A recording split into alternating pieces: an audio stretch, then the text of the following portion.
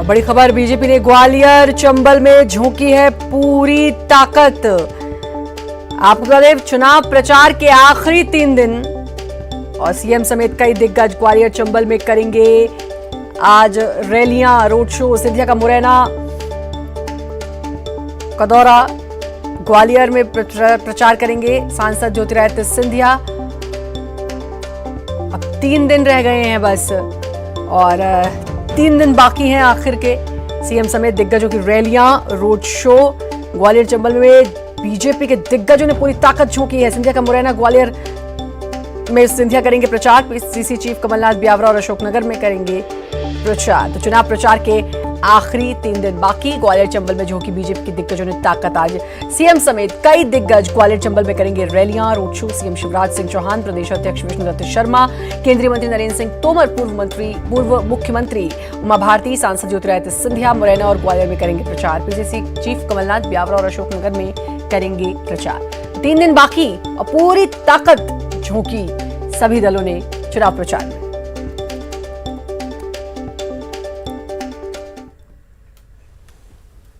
मध्य प्रदेश विधानसभा चुनाव में रैलियों का रेला चल रहा है। कांग्रेस बीजेपी के दिग्गज नेता मतदाताओं को अपने पाले में करने के लिए ताबड़तोड़ रैलियां कर रहे हैं। जनता को रिझाने के लिए तमाम राजनीतिक हथकंडे अपनाए जा रहे हैं। सीएम शिवराज ने जीत के लिए पूरी ताकत झोंक दी है। पिछले कई दिनों से शिवराज ताबड़तोड़ चुनाव प्रचार कर रहे हैं, जिसका सिलसिला आज भी जारी रहेगा। आज सीएम शिवराज सुबह 11 बजे मुरैना के जौरा विधानसभा क्षेत्र में सती मैया पर जनसभा करेंगे। दोपहर 12:30 बजे सुमावली विधानसभा के जखोना में रैली करेंगे। 2 बजे दिमनी अंबाहा विधानसभा के सिंघौनिया में प्रचार करेंगे।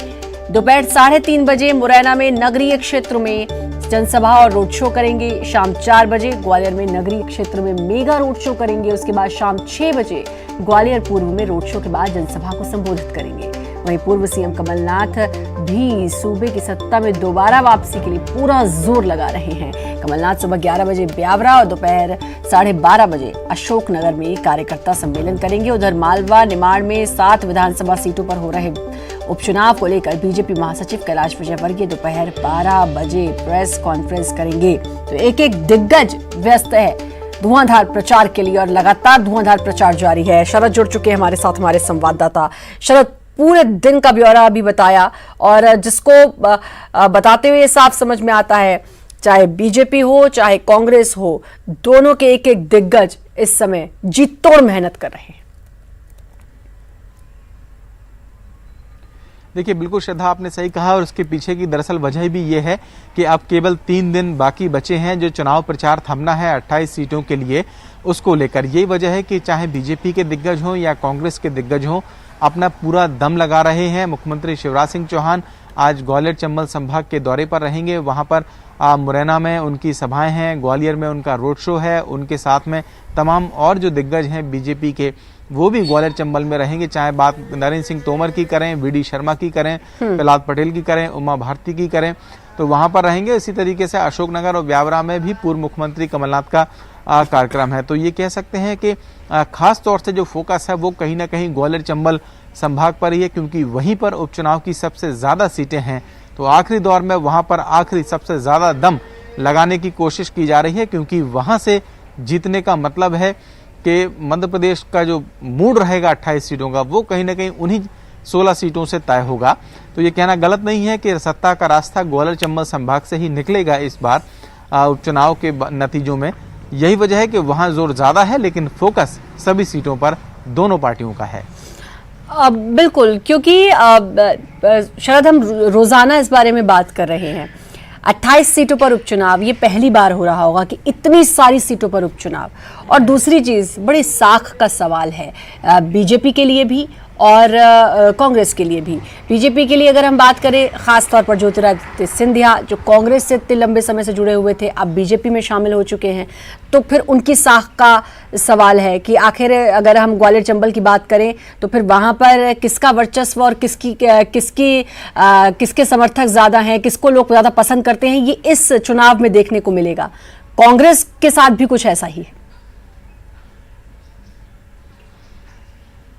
देखिए, आपने सही कहा है कि ये चुनाव सिर्फ हार जीत के लिहाज से ही नहीं बल्कि नेताओं के राजनीतिक भविष्य के लिहाज से भी महत्वपूर्ण है, क्योंकि हो सकता है कि एक पार्टी जो हारे या कोई जीते, हार या जीत तो होना तय है लगभग दोनों में से किसी एक के बीच में, वो पार्टी कोई भी हो सकती है, लेकिन राजनीतिक भविष्य नेताओं का आखिरकार क्या होगा, ये बहुत कुछ निर्भर करेगा इन चुनाव के नतीजों पर। और खासतौर से दो नाम जो सबसे ज्यादा चर्चा में है, एक वो ज्योतिरादित्य सिंधिया और दूसरा कमलनाथ का। तो इन दोनों के राजनीतिक भविष्य भी इस उपचुनाव के नतीजों से ही तय होना है। तो देखना होगा कि जनता आखिरकार अपना फैसला क्या सुनाती है और इन दोनों के राजनीतिक भविष्य क्या होते हैं। बिल्कुल, ये वाकई में देखना बहुत दिलचस्प होगा कि आखिर अब नेक्स्ट क्या, क्योंकि उपचुनाव के बाद नतीजे और फिर उसके बाद क्या होगा, इसके लिए थोड़ा सा इंतजार और सभी को अभी करना है 10 नवंबर तक का। शुक्रिया आपका शरद, तमाम जानकारी देने के लिए। और मरवाही विधानसभा चुनाव के लिए प्रचार जोरों पर है। कांग्रेस बीजेपी के दिग्गज नेताओं की ताबड़तोड़ रैली शुरू हो चुकी है। इस कड़ी में सीएम भूपेश बघेल गुरुवार से यानी कि कल से 3 दिनों के लिए मरवाही चुनावी दौरे पर हैं। गुरुवार से यहां प्रचार का आगाज करने वाले सीएम बघेल आज भी कई जनसभाओं को संबोधित करेंगे। 7 रैलियों में हिस्सा लेंगे सीएम बघेल आज। बस्ती, बगरा, दानीकुंडी, लोहारी और नवा गांव में सीएम की चुनावी जनसभा होंगी, जबकि दोपहर 1 बजे सीएम रोड शो करेंगे। उधर पूर्व सीएम रमन सिंह भी चुनाव प्रचार में डटे हैं। 3 नवंबर को होने वाले उपचुनाव के लिए प्रचार का शोर अब चरम पर है। दोनों प्रमुख पार्टियां अपनी अपनी जीत के दावे कर रही हैं। तो अब छत्तीसगढ़ की बात करते हैं, और छत्तीसगढ़ में एक ही सीट पर उपचुनाव है, लेकिन वो एक सीट बहुत अहम है। वो सीट है मरवाही। अजीत जोगी के निधन के बाद खाली हुई, लेकिन इस बार एक और ट्विस्ट आया कि जोगी परिवार अब रेस में नहीं है, जबकि जोगी परिवार का गढ़ है मरवाही, लेकिन अब जोगी परिवार रेस में नहीं है, क्योंकि जाति का पूरा मामला जोगी परिवार का, अमित जोगी, ऋचा जोगी की जाति का मामला, जिसके चलते अब वो इस रेस में नहीं है, वो चुनाव में नहीं खड़े हो रहे हैं। और लेकिन बीजेपी और कांग्रेस सामने सामने, और दोनों के लिए साख का सवाल अब देखना होगा कि किसको जीत हासिल होती है। लेकिन उससे पहले पूरी तरीके से ताबड़तोड़ रैलियां, सभाएं लगातार जारी। और खबर भिंड से, जहां रेत के वर्चस्व को लेकर गोलियां चली हैं। आधा दर्जन से ज्यादा स्कॉर्पियो सवारों पर गोलियां चलाने का आरोप है। गोली चलने से चाचीपुरा का पूर्व सरपंच शिव कुमार सिंह और एक डंपर ड्राइवर घायल। पूर्व सरपंच को गंभीर हालत में ग्वालियर रेफर किया गया। लाहार थाना क्षेत्र के डुबका रेत खदान का पूरा मामला है। पुलिस आरोपियों की तलाश में जुटी है।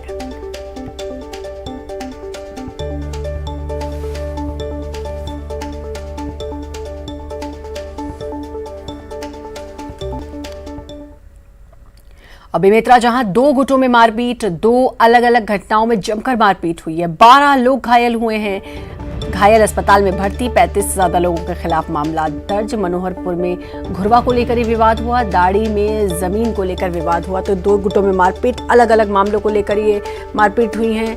और इसमें तकरीबन 35 लोगों को हिरासत में लिया गया। 35 लोगों के खिलाफ मामला दर्ज किया गया, माफ कीजिएगा। 12 से ज्यादा लोग घायल हुए हैं। घायलों को अस्पताल में भर्ती कराया गया।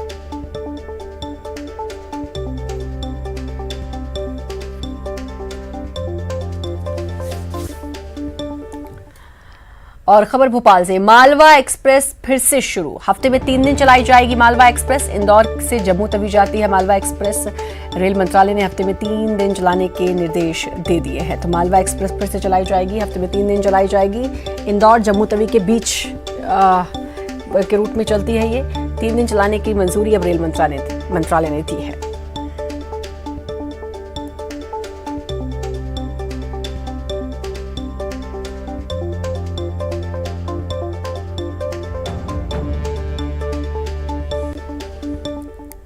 और मध्य प्रदेश में धीरे धीरे कोरोना की रफ्तार कम हो रही है। पिछले कुछ दिनों में नए संक्रमित मरीजों की संख्या में गिरावट देखने को मिली है। गुरुवार को प्रदेश में कुल 728 नए संक्रमित मरीजों की पुष्टि हुई, जबकि कल 1117 लोगों ने कोरोना को मात दी। वहीं 24 घंटे में कोरोना से 16 लोगों की मौत हो गई, जिसके साथ पूरे प्रदेश में कोरोना से मरने वालों की संख्या अब 2929 पहुंच गई है। इस वक्त प्रदेश में कुल कोरोना के एक्टिव मरीजों की संख्या 9000 689 है। वहीं बात करें कुल मरीजों की संख्या की तो अभी तक पूरे प्रदेश में 1,69,999 लोग कोरोना से संक्रमित हो चुके हैं, जिसमें से 1,57,381 मरीज स्वस्थ होकर डिस्चार्ज हो चुके हैं।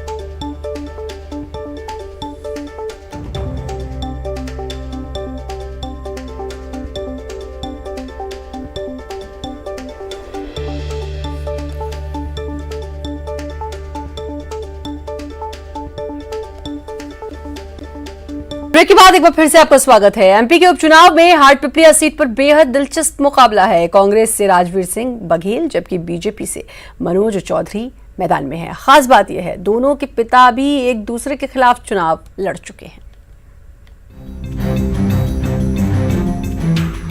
हाटपिपलिया की सियासी पीच पर कांग्रेस से राजवीर सिंह बघेल हैं, जबकि उनके मुकाबले बीजेपी ने मनोज चौधरी को उम्मीदवार बनाया है। 2008 में दोनों के पिता एक दूसरे के खिलाफ चुनाव लड़ चुके हैं। 2008 में मनोज चौधरी के पिता नारायण चौधरी ने कांग्रेस से टिकट न मिलने पर निर्दलीय चुनाव लड़ा था। वहीं उनके मुकाबले कांग्रेस से तब राजेंद्र सिंह बघेल थे। हालांकि इसका फायदा बीजेपी को मिला था और दीपक जोशी चुनाव जीत गए थे। 2018 में नारायण चौधरी के बेटे मनोज चौधरी को कांग्रेस ने उम्मीदवार बनाया और उनको जीत भी मिली। लेकिन मनोज चौधरी अब बीजेपी से चुनाव लड़ रहे हैं और उनके सामने राजवीर सिंह बघेल हैं और दोनों के पिता अपने अपने बेटों के लिए चुनाव प्रचार में जुटे हैं। राजेंद्र सिंह बघेल मनोज चौधरी पर कांग्रेस को धोखा देने का आरोप लगा रहे हैं। हमने कोशिश पूरी की, कांग्रेस पार्टी ने पूरी कोशिश की कि वो एक बार निर्दलीय लड़ लिए, फिर भी वो कांग्रेस के साथ रह के काम करें। माननीय दिग्विजय सिंह जी ने भी उनको समझाया था, पर उन्होंने हमारी बात मानी नहीं। और जब कांग्रेस से इनके बच्चे को टिकट मिली मनोज को, तो कांग्रेस के सभी कार्यकर्ताओं ने एकमत होकर उनका साथ दिया। पर ये 15 महीने के अंदर ही उन्होंने अपने निजी स्वार्थों के कारण कांग्रेस पार्टी को धोखा दिया, कार्यकर्ताओं को धोखा दिया, मतदाताओं को धोखा दिया और अपने स्वार्थ के कारण वो भारतीय जनता पार्टी में चले गए। उधर बीजेपी का कहना है कि लोकतंत्र में चुनाव लड़ने की स्वतंत्रता सबकी है। साथ ही बीजेपी ने मनोज चौधरी की जीत का दावा किया। देखिए, लोकतंत्र है, लोकतंत्र में हर एक को चुनाव लड़ने का हक है। राजनीतिक दल के नाते भारतीय जनता पार्टी ने मनोज चौधरी जी को अपना प्रत्याशी बनाया है और जनता कांग्रेस को सबक सिखाने के लिए तैयार बैठी है और कांग्रेसी भी कुछ तैयार बैठे हैं कांग्रेस को हराने के लिए हाटपिपलिया सीट पर। तो भारतीय जनता पार्टी तो परास्त करेगी ही, कांग्रेस का एक धड़ा भी परास्त करने के लिए बैठा है। इसलिए लोकतंत्र में लोक जो मत जो होता है वो महत्वपूर्ण होता है और लोक मत ईवीएम पर बटन दबाकर 3 तारीख को जनता सिद्ध करेगी। 28 सीटों पर प्रत्याशियों के दल बदल के बाद से सियासी समीकरण बदल गए हैं। ऐसे में किस उम्मीदवार के माथे जीत का सेहरा बनता है, ये कहना मुश्किल हो गया है। नतीजे क्या होंगे, इसके लिए 10 नवंबर का इंतजार करना होगा। हाटपिपलिया सीट से इस बार भाजपा से मनोज चौधरी तो कांग्रेस से राजवीर सिंह बघेल प्रत्याशी हैं। तो साल 2008 में इन दोनों प्रत्याशियों के पिता भी सियासी मैदान में एक दूसरे के प्रतिद्वंदी रहे हैं। अब पिता के बाद राजनीति की सियासी पिच पर दोनों के बेटे आमने सामने हैं। अब देखना होगा कि इन दोनों प्रत्याशियों में से कौन सा उम्मीदवार सियासी मैदान में बाजी मारेगा। कैमरामैन अनिल के साथ रंजना दुबे, न्यूज़ 18 भोपाल। इंदौर की बहुचर्चित सांवेर सीट पर इन दिनों मिथक को लेकर चर्चा है। पिछले 40 सालों में से इस विधानसभा से कभी भी लगातार 2 बार प्रत्याशी ने चुनाव नहीं जीता। हालांकि उपचुनाव अपवाद रहे हैं। रिपोर्ट।